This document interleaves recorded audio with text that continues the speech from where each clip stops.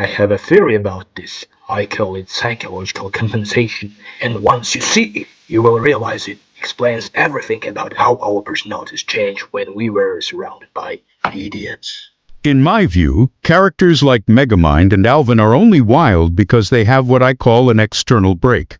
Megamind has Metroman to stop him. Alvin has Dave to keep him in line. Think back to Megamind's childhood. He was the blue outsider, bullied in school.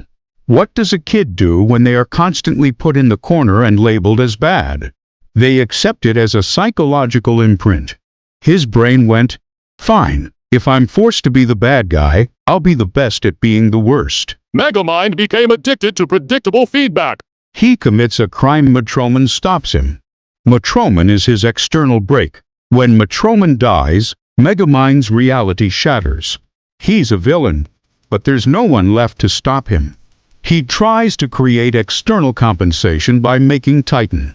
But when Titan turns out to be even dumber and more evil than him, Megamind realizes there are no external brakes coming. This triggers the second scenario. He becomes the very thing he's missing. Now, let's look at the Chipmunks.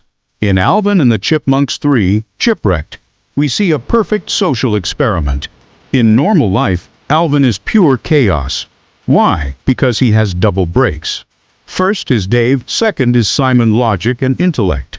Alvin can afford to be the dumb one and take risks because he knows the safety net is always there. But on the island, Dave is gone, and Simon gets bitten by a spider, turning into Simone, a reckless, swashbuckling Frenchman. What happens to Alvin? He finds himself in an environment where he is the most rational person left.